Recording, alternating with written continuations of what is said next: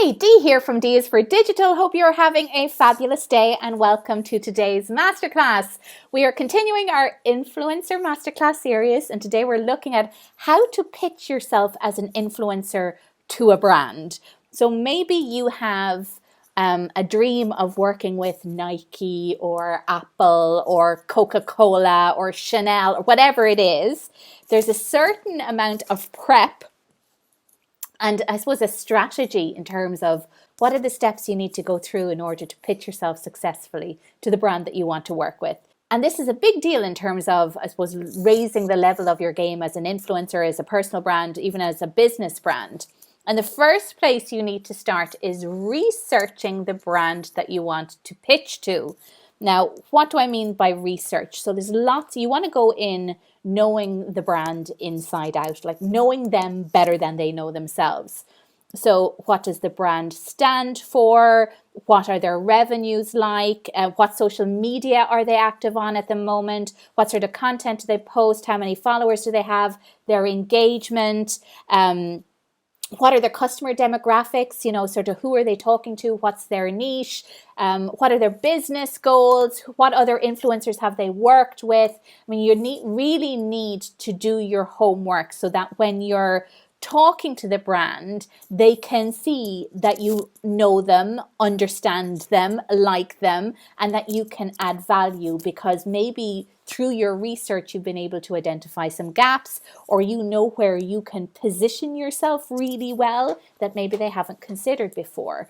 So, and you can research, just look at their website, use Google, read any articles with the key players, like who's the CEO or board members, and who are the decision makers that you're going to need to talk to. What are their backgrounds? Where have they come from? I mean, you're talking about really stalking the decision makers of the business. But if that helps you in your pitch, then I would say do it. There's so much information available online. Go and check the decision makers' LinkedIn profiles to know their background, see what content they're posting, because you may be able to see what's important to them, how to communicate to them, what are their personalities like.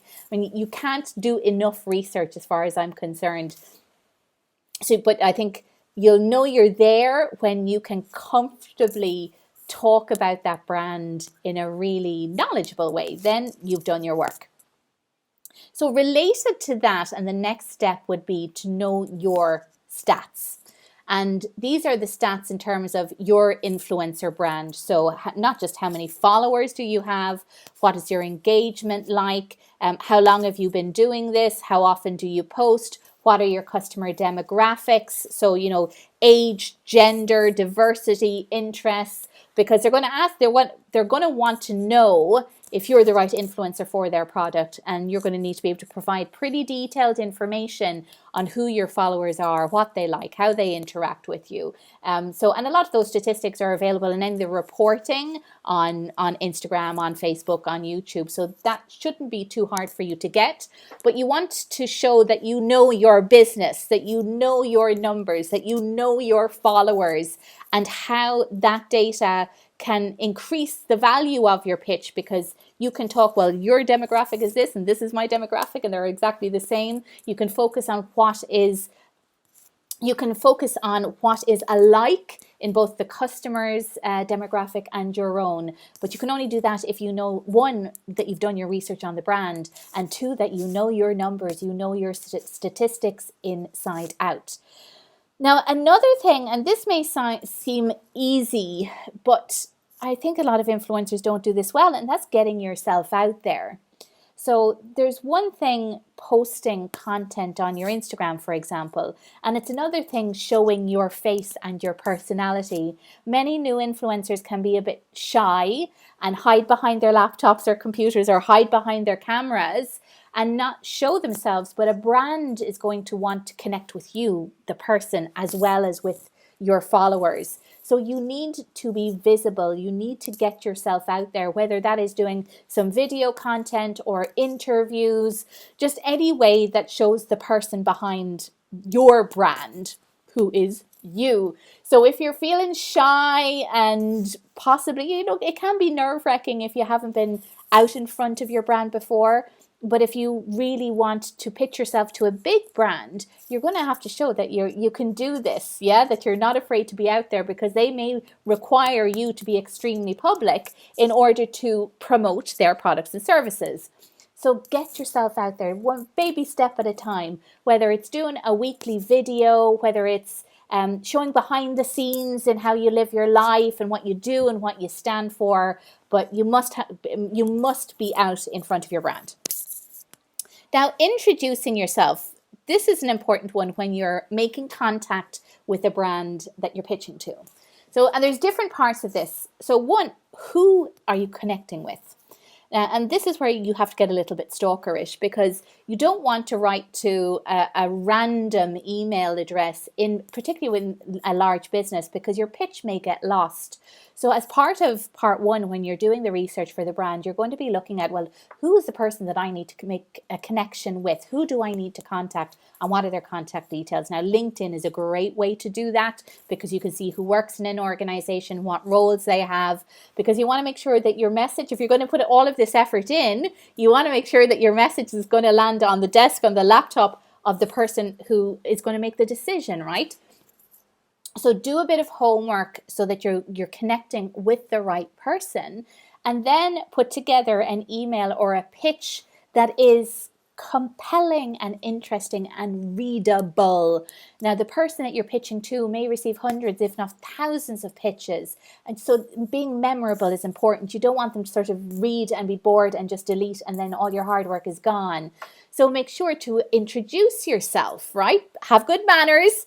Ask the person how they are, introduce yourself, tell a little bit about yourself, share some of your statistics, make it easy for the person to find out more about you. So maybe include links, direct links to your social media, or links to a video of an introduction, and be clear on how you think you can help them, because it's all about solving a problem that they have.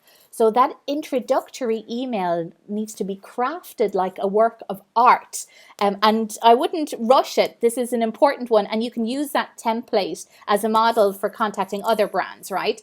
And if you do Google brand pitches or email pitches, from an influencer perspective, you'll find a lot of templates that you could follow. But generally, it's very clear, introduce yourself, be clear on who you are, have links, make it easy for them to find out more about you. You don't want them having to go on Google and try and search for your Instagram, because they won't have time. So put all the links in, talk to your statistics, your numbers, because you know your numbers, and be very clear on how you can help them. That's a really great way to introduce yourself, and that increases the likelihood of you then getting a response and starting a conversation with your brand. And that's it. So do your research on the brand, know them better than they know themselves. Know your own numbers, know your statistics, have those top of mind. Get yourself out there, make sure that you are visible as the person in the brand, introduce yourself. And actually, last but not least, I'll throw this in, is be ready to negotiate. So probably one of the hardest things we have to do as influencers and business owners is talk money. So at some point, you're going to be asked, what the cost is to use you as an influencer, what's the cost per post, to do a story, to promote a product. Make sure that you have your prices ready, and be ready to negotiate as well, because negotiation is part of this. You'll want to consider things like how much value that you're going to be bringing to the table, or how you may benefit from working with the brand. So there may be a little bit of back and forth on doing a deal, but do be ready to negotiate. Have your prices there, know the value that you're offering, and the value that brand is going to bring to you too, because it will go both ways. And that's it. So don't be afraid to pitch to brands. I think part of the hesitancy in doing things like that is thinking, well, I'm not good enough, or the brand won't be interested in me, or I don't have enough followers. And often that may not be true. Like, you can't read the mind of what brands are looking for, and brands are looking for all different kinds of influencers. And if they don't know about you, they can't find you. So don't be afraid to reach out to a big brand. Even if you're not right for them right now, you're now on their radar, because there may be something that they can use you for down the line. So get pitching, do your research, write your emails, find the people in these brands that are the decision makers.